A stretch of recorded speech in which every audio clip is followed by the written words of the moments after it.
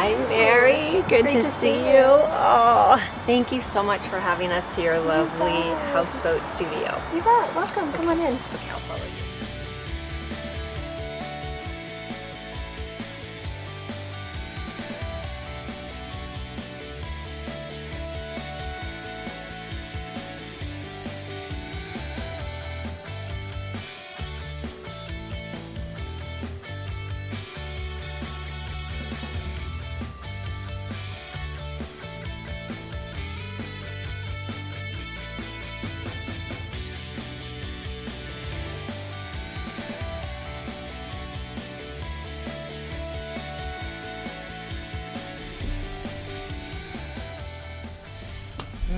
Okay, everyone. This is Angela Bern with Interviews with Friends and Enemies, and we are on section 2, interview number 6 with Mary Lydia Ryan.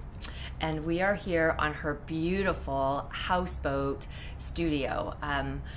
I told her already I'm packing a bag and moving in, and I'm almost not kidding. Like, it's the closest to not kidding I've ever been.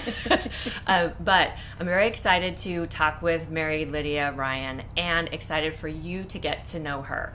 So she is someone who it's almost hard to describe the amazing qualities that she brings out in others as well as possesses herself. But I'm going to give it a shot here. So she is a musical composer for as long as she can remember, I believe.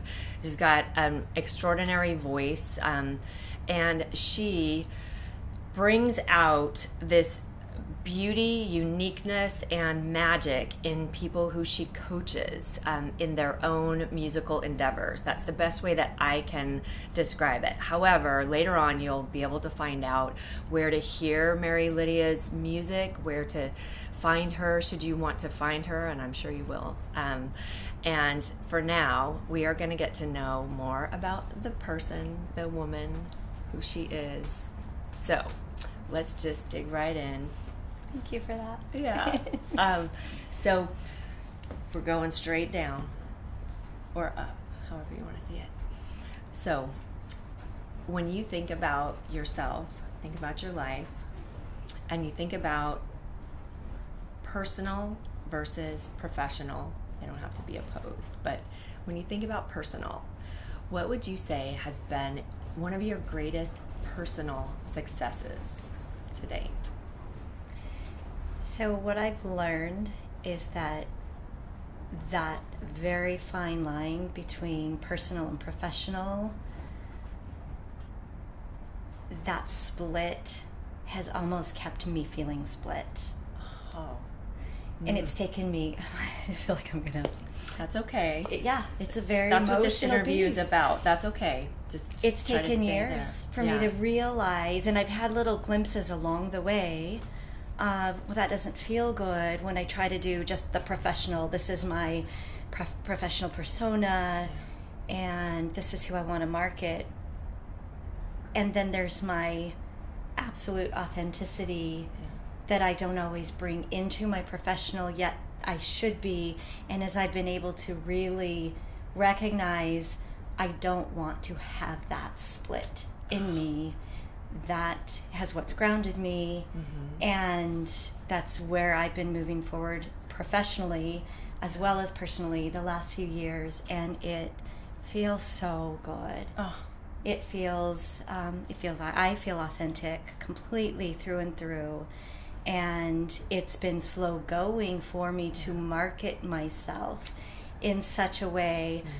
However, I have been on board with, I'm fine with the patience and the time it may take for me to approach the rest of my life this way, because it also encompasses the professional side of what I do, but it's my everyday life is what I do, and it's all so meshed together, and that's how I want to live, and that's how I want others to know me. There's no reason for people in the public to not know who I really am. Yeah. And so this is me. Yeah. That's, in the first interviews, one of the things that I've said in order to allow people to kind of have that comfort of knowing that things don't have to be dichotomized, but that sometimes they are, is I've said, I know that one thing bleeds into another, and one becomes another, but, take this, and you really speak to that. And I think many people who are, not to be too corny, but who are following their true path would feel that sense of being united. And maybe that similar struggle of, how do I keep my authentic self united with my professional self and make my living my life, Right. What I want to go to now, despite the fact that we know, for those of us who do what we love, the personal and the professional definitely join, and sometimes more or less than we wish, right? So when you think of a personal failure, then what would a personal failure look like for you at this point? What that has looked like for me for years has been not knowing how to market myself as a musician, mostly because I do other things, but my primary focus has been being a musician and getting myself into the public arena in front of more than a couple of 100 people at a time, or and having the longevity as a professional musician. I haven't known what feels like a failure, that I haven't been able to move past a certain amount of reaching so many people, and I put my heart and soul into what I do, and then feel like what I do isn't really reaching the number of people that I would like for it to. That has looked like a failure to me. And it's been a challenge for many years. It's also been a teacher, and as I work in the healing arts and in mindful meditation world, and so I just keep going back to, well, what is this bringing up? What do I need to look at? What should I be learning from it? And as I continue diving in deep into that, what I feel like has been a failure, I have learned so many things about myself. And I've come to learn that I'm not a failure, and it's okay that things are not looking exactly like I had anticipated they should look like. And the things that have been happening behind the scenes for me on a professional level have been extraordinary. And I'm kind of at this level of feeling excitement over it now. It's kind of like I have a little secret that you all out there don't know about. And wouldn't you like to know more? Is how it's feeling. Okay, so let me, no, I want to, so I always, because I like to kind of take in and not decide, so that's why there's a little bit of a pause maybe, and just that I'm kind of considering. So I want to, I want to adjust just a tiny bit in how I'm asking, because I recognize what you want to say and what you're saying, and I also want to know that for you, so what I'm identifying and hearing is that you are feeling like, as a person, that you are failing to do a thing that would push forth something that is important to you. Right. And that thing happens to be professional and business, but the failure is in the person not able to push it forward, at least in your darker moments, right? And that's kind of what, and this is why, like, the reason that I'm getting that kind of fine-tuned is because we all know that there are moments when we're able to rise up and say, okay, this feels like a failure, but I know it's not. And that is critical, it's important, and as humans, really valuable, right? And then we have those that lift us up. And what I also want to show to people getting to know you or anyone else is that there is, yes, always that moment in the most beautiful souls, in the most mindful souls, that is not there yet, right? And so I'm not trying to drag you back, back into the depths of it, but rather to say what you're feeling is a failure on the part of Mary, right? To get this. And that's the thing that will make each one of us wonder, are we going in the right direction? You know, and that's kind of what you're getting at is there, am I finessing this right? Right. Oh, absolutely. Am I moving in the right direction? And so when you talk about that you have this kind of secret that no one knows about yet, so I'm presuming that, and don't say too much about this because I like secrets. Will people know about it soon? I believe so. Okay, good. Okay, let's just keep it there because I like, what I want to leave is a little bit of enough mystery where the interviews kind of provoke a wanting to find out more, right? That's how I feel when I watch an interview with someone and I think, oh man, but wait, I want to know, like, wait, go move back.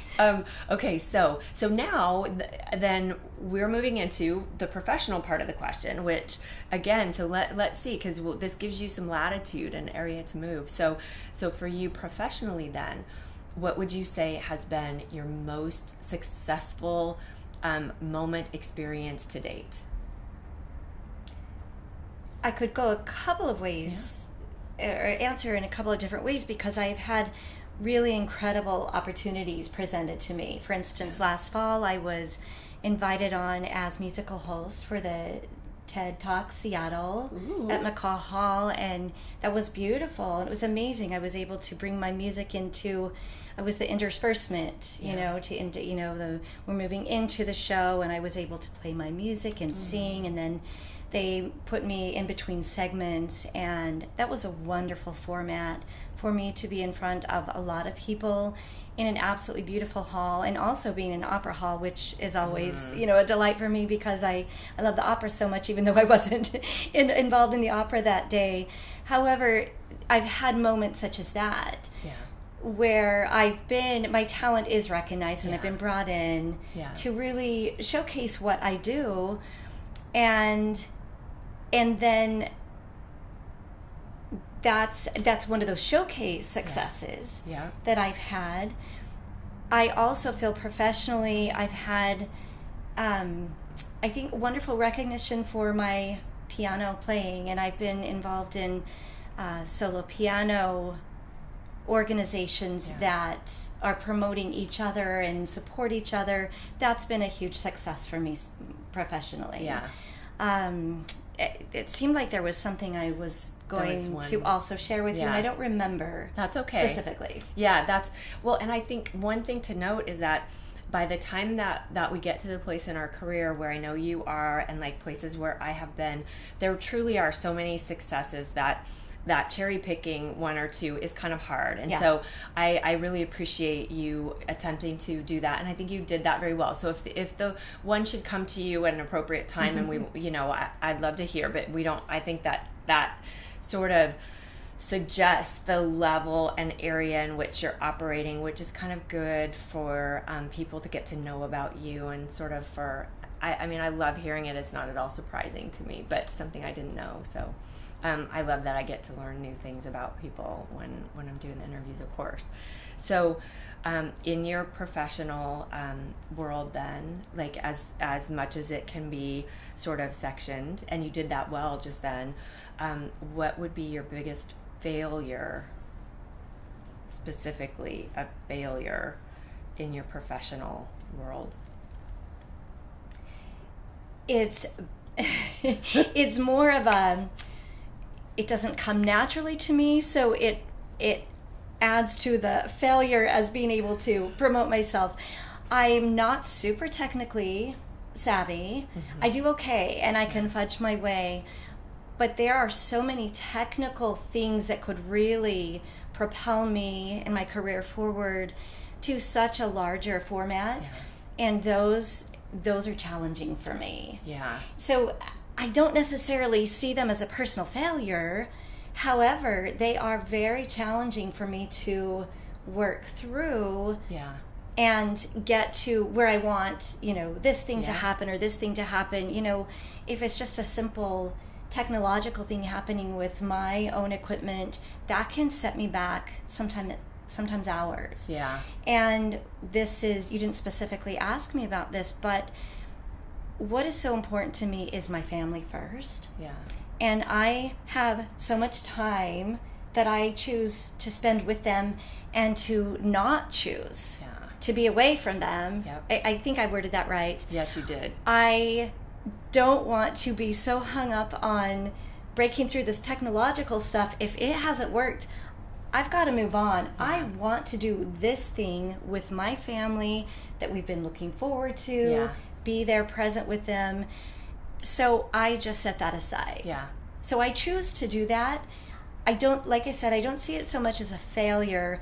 It's my choice to say, I'm not going to put more time into this right now because this is where my most desired energy is going. It is where my heart is. Yeah. So I think if my kids were fully grown and out on their own, I would be spending more time on these other things and plugging away and pushing forward. For now, I don't want to lose out on these moments. Yes, yeah. So, well, and we in the little bit, because we don't know one another well, but we've had a couple of kind of extraordinary opportunities to know each other better than some people get to know each other in a long period of time. So,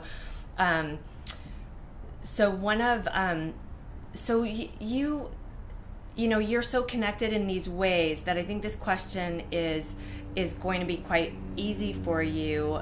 However, I get fooled all the time by thinking that. I mean, I swear, I'll think when I ask a question, I'll think, oh, this guy, I know what she's going to say. I know what and then I'll get a total surprise. So I love that too. So I don't care what it is for you. I'm excited to hear.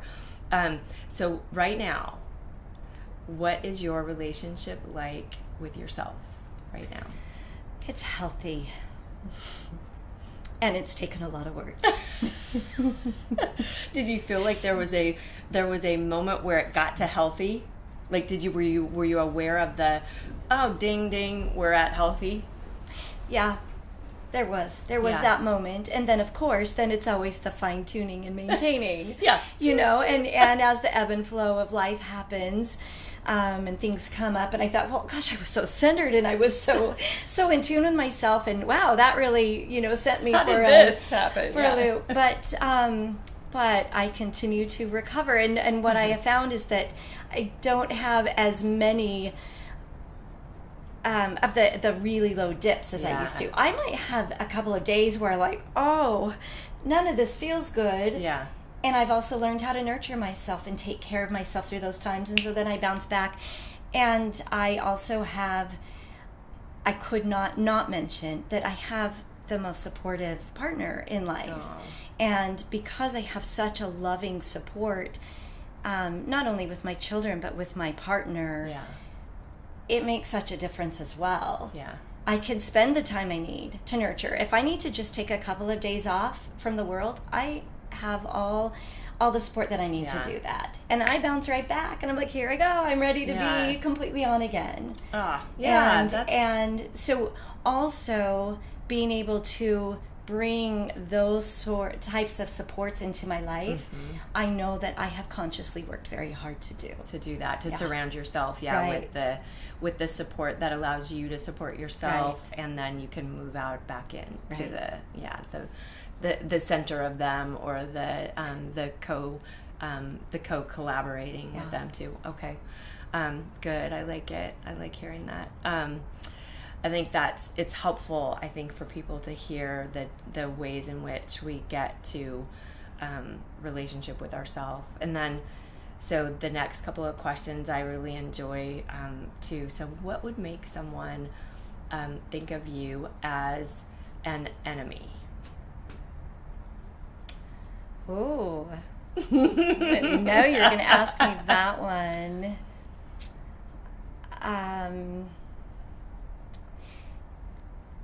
I've been fortunate in my life to really not have enemies.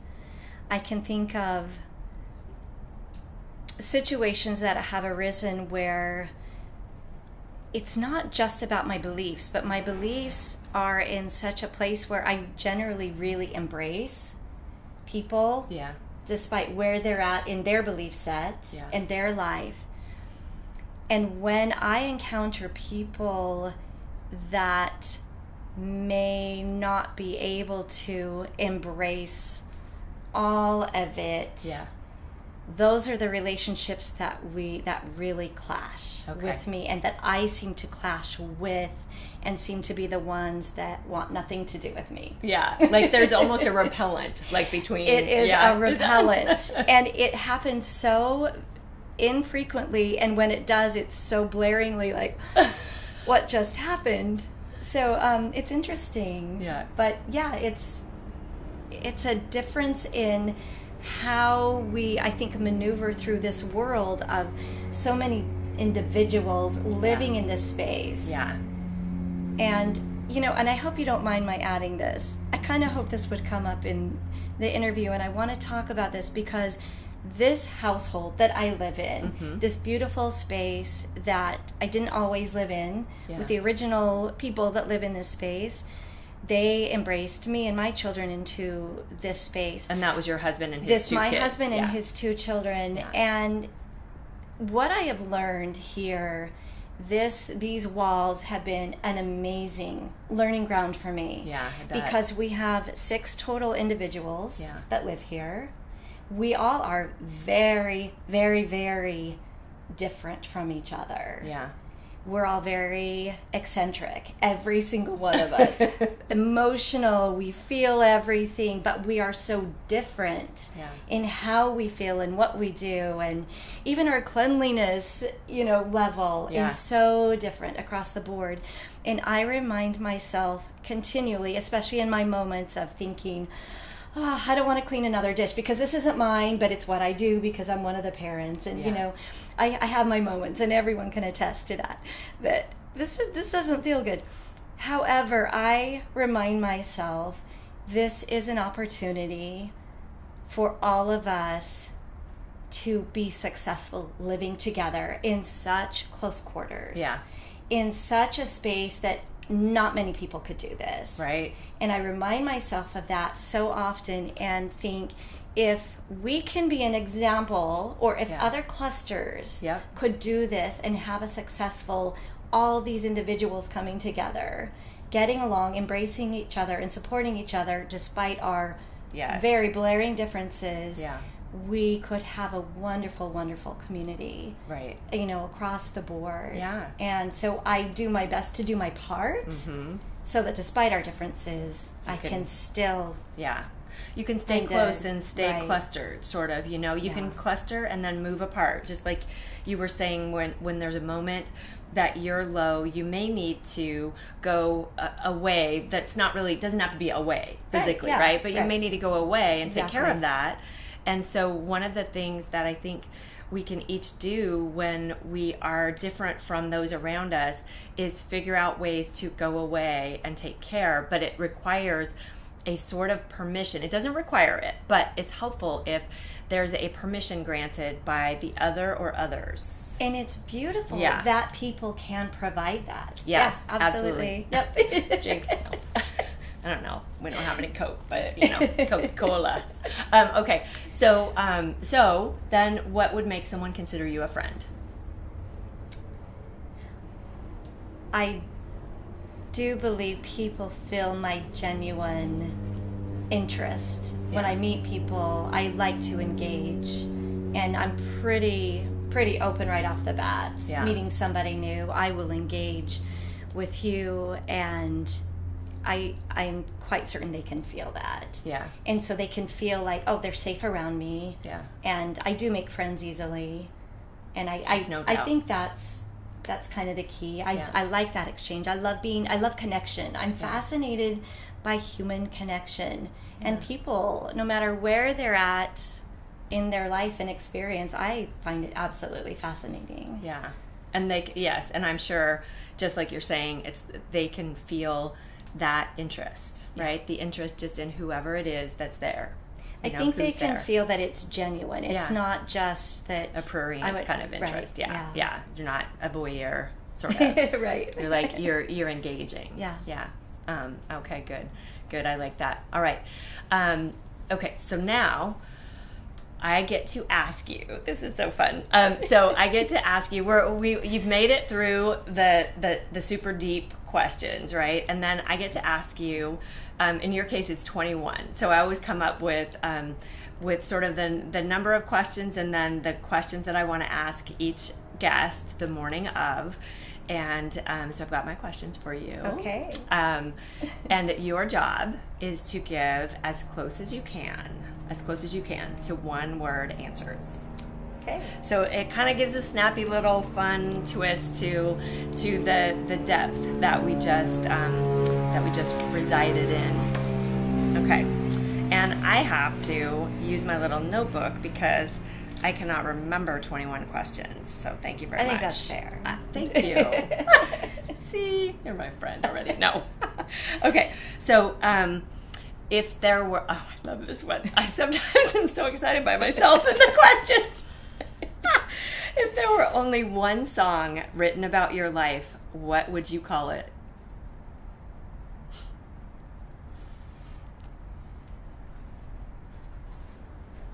Courage. I want to high five you right now, but I'm going to refrain. All right. How old were you when you composed your first original song? How old were you? I honestly don't remember. That's okay. It's more words than you want. I know. That's okay. People fail at this all the time. Okay. As I told them, there's not a ding dong. There's no gong off. It's not the gong show. Okay. I was young. I know that. Yeah. Young. Under 6? Or Yeah. under 10? Okay, under 6. Okay, sister, go. Of what are you most afraid?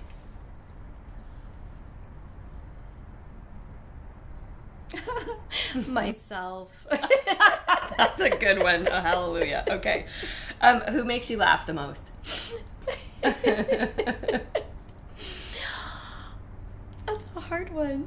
That's okay. Very, very, very most is my husband. Okay. Which famous man would you be if you could? If I could, right? Yeah. I'm not trying to say that I am. No. If I could be, I would be Gandhi. Okay. How many times have you peed your pants laughing? Now? This is just you don't have to have a real answer. Just have you ever peed your pants laughing? Okay, that's good. Oh, yes, for sure. Most of us have, so it's not really At this least really 5. difficult. Okay, good. I like it. When were you most sad? You can pick an age or a time period. 30, mid-30s. Okay, that's a good one. What were you like, try to do one word, at 6 years old? Goofy. Okay, good. Okay, what were you like at 10 years old? Goofier. Okay, I like it. What were you like at 15? A total dork. I sense a theme. At 22. 22. Cute. Nice. Cute. 22 is cute. Or who are we kidding? Your favorite characteristic in others? It could be one of your favorite characteristics. Laughter. Sweet. Yeah. Humor, fun, funny. Your least favorite characteristic in others? Judgmental. Okay, good. This is the word. A Sari. No. Your best friend as early as you remember. Who was the name of your best friend as early as you can remember having a best friend? Laura. Sweet. Do you know her last name? No. That's so, I know, it's fun. Like, I think about that in terms of things that we remember when we're little. Sometimes they are so connected to first and last names, and other times you don't know anything about the person, but like one single thing, and you loved them, and it didn't. Nothing else mattered. Your best friend now? My husband. I knew that was going to be it. Well, I didn't know, as I've told you. Okay. How old were you for your first romantic kiss? 14. All right. Who was it with? My next door neighbor. What would you say is your percentage out of 100 of male energy?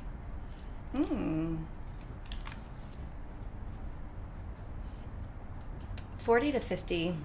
Right on. Your percentage of female energy? I mean, the remainder. Fair enough. There's nothing else in there? No. What's your favorite religion? My favorite religion? This allows in for... one word? Yeah. Wow. Close as you can get.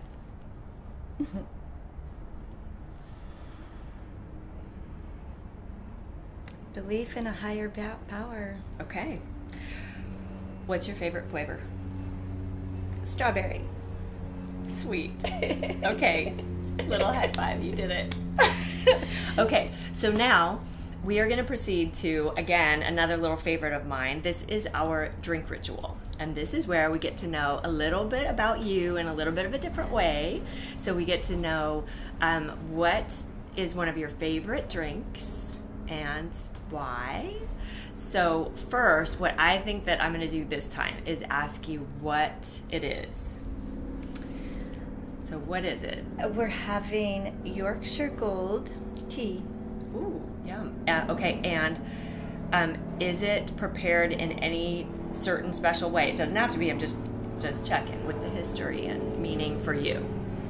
It is. I have my little tray set up already with my British teapot and British teacups. My husband is British. Okay. And though I have had wonderful teas with him prior to being able to visit England with him, I was able to travel over to the UK, and that just put me over the top in heaven with all the wonderful teas. The world of tea. And cream teas and little scones, and it just, yeah, my world. I was just like a little kid the whole time in the UK drinking tea and thinking that, nothing is wrong in the world at all. Oh, so tea it's makes special. Yeah. It's special to me, and it's special because it's special to him also. And there's, I've heard his mother say on so many occasions, tea will fix anything, in her cute British accent, which I don't have, and he embraces that. And a very, very frequent thing, most Saturday mornings, he gets out of bed, makes himself coffee, and makes me a cup of tea and brings it back to bed. And it's really sweet. Yeah. He probably doesn't want me saying all of that because he's super shy, and but he's really sweet, and so it's special for so many reasons. Right. Oh, I like it. Very good. Okay, so now we're going to get to share a cup of Yorkshire Gold tea, correct? Okay, yes. Good. I look forward to it. Okay, here we are with our Yorkshire Gold tea. Now, Mary Lydia has taken a while to prepare this in the interim because, as we know, all good things take a little bit of time. So tell us what little ingredients you put in our tea in addition to the Yorkshire Gold. I used honey, raw local honey, and I also used Oatly, being that I don't drink milk. And Oatly, okay, so raw local honey, and then Oatly is an oat-based milk product? Correct. Okay. Yes. Fun. Which is actually from, I believe it's from Ireland originally, but it's definitely in it's over in that area. In that area, which goes well in. It does. I don't know if they would also. all like it, but the past is the past. Speaking of friends and enemies. Okay, so we'll have our little toast, even though we know that we don't always toast with tea, but it's the idea, right? Absolutely. Cheers and thank you. Thank you. Okay, everyone. Ooh, okay, first the honey smells really good. Tea is nice and hot. I love myself a beautiful teacup. And I like that little slurp with tea too. I can't resist. Okay, really good. That's delicious. Oh my goodness. Okay. Can you see why I love it so much? Yeah, but you don't slurp yours. Oh, I got a little tiny slurp in there. I do. I slurp it all the time. Okay, good. I feel better. All right, so now we are coming to the part where I want to be sure that anyone who wants to find you, wants to know about you can, but I also want to know, what would you most like to promote if you could promote something, and it can be an idea, can be what you're doing, a way to find you, something, anything, what would you like to promote? It's wonderful that you're asking me this. It's very, very timely that you have come over here to interview me and ask me this question, because I have a fairly new, it's been in the works for a while, but I am launching a production project, I like to call it. It's called Spa Opera. Yes. And I'm able, through my spa opera, to bring my passion for music, my passion for composing, and sharing music and embracing individuals into my music and the etheric woo-woo world that I work in. I do a lot of energy healing work and a lot of sound bathing with my voice. I got to witness that. It's incredible. Thank you. Yes, and it feels so unique to me. So I have to butt in this way and say that not only felt unique, but the other individuals who you chose to be a part of the Spa Opera, and that speaks to what you help to bring forth from others, because they were so unique. One young man was whistling like an angel, and in a way that you sit there and you think, a guy whistling. No, folks, nothing like a guy whistling. Nothing at all. It's like magic. It's like a magical, amazing thing that you didn't think that you would ever be able to hear in your life, but didn't know that you wanted to hear it either. Right. So that was just one of the, I think, 3 other people who you brought out to be a part of the recent Spa Opera, which took place at Cafe Racer. And they were wonderful to host. They're wonderful, and they're so supportive of this project that I've been putting together and working on for over a year. And that was the Spa Opera you were able to attend was my debut. I remember. My premiere, and that was really exciting. And they asked me back, Cafe Racer specifically said, will you please come present another Spa Opera here. So I am November 24th at Cafe Racer. Perfect. In the Ravenna neighborhood. I'm putting on a piece called I Am Joan. Okay. Definitely Joan of Arc inspired. Ooh.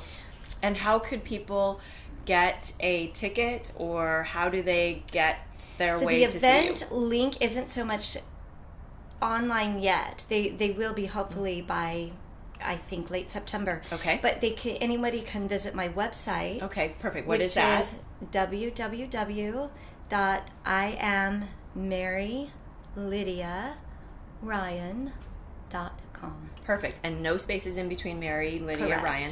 MaryLydiaRyan. Correct. Okay. I am MaryLydiaRyan.com. Perfect. So that's how they can go ahead of time to see where the show is going to be, where the Spa Opera is going to be.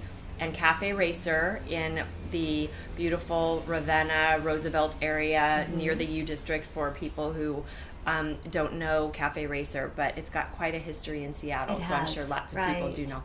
Okay, so November 24th. Okay, yeah, November it's the same 24th. Weekend as Thanksgiving. Perfect. Okay, so Thanksgiving weekend at Cafe Racer, the Spa Opera by Mary Lydia Ryan called I Am Joan. Right. I Am Joan. I love it. Okay, now, next, you're ready for this one. I'm preparing people now. So if there is something that you need, what is it, and how would you like to receive it? Thank you so much for that question. That is the best question that's come at me I love hearing that. in months. So I've been speaking a little bit about Spa Opera. This is my passion. It's where I am putting so much energy into wanting to grow. What I really, really need are funders to come in and support this project, because I see it as not only an opportunity for me to share what I do, but it's so far every aspect that I've had my fingers in to bring this into fruition. It's been a community builder. Yeah. It provides opportunities for artists to be paid. Yeah. Well, they've been donating their time so far. Yeah. The goal and the vision is to have a platform where these artists that are amazing and magical Sure. can be paid Yeah. for their beautiful contributions and the space that will be providing these various, because there will be so many more productions Right. down the pipeline. There are many more productions down the pipeline, and I want to promote and support the community, such as Cafe Racer. They've been a phenomenal space for us to utilize because they are so centered in building community, and they're such a wonderful force in our community and wonderful community space that they provide. Right, perfect. So that all of these community elements that are good for us humans living here in Seattle can actually come about through these spa opera productions and experiences. Perfect. And so funding, I actually am really close to starting a crowdfunding page. If you want to contribute $1, $2, $5, even those little amounts will actually help us out. Yeah. If you want to contribute $500 to $1,000, that's even better. Right. Well, and people could do that by potentially you might have the link or the availability to do that on your website, which we already mentioned, which is perfect. Okay, good. So community building is at the heart of the spa opera, right? And we both really appreciate that, don't we? And not only is it, so that is at the heart of spa opera, that's part of it. The other part is an opportunity to experience something magical that you're not going to find at probably other productions in Seattle. It's a very, I mean, yes, I think that when someone hears spa opera, just the fact that you really haven't heard those two words together is something that is just fairly obvious to those who are creative. But just to be clear, that a spa opera is an entrepreneurial musical idea that you are bringing into play, and it's hard to describe new things, and you must see them. So thank you so much. I have loved getting to be here and getting to see you. Thank you. So everyone, Mary Lydia Ryan, please support her and support Spa Opera. And more than that, I hope that you have enjoyed getting to know her and see her as I have. So join us the next time. Interviews with Friends and Enemies. Thank you.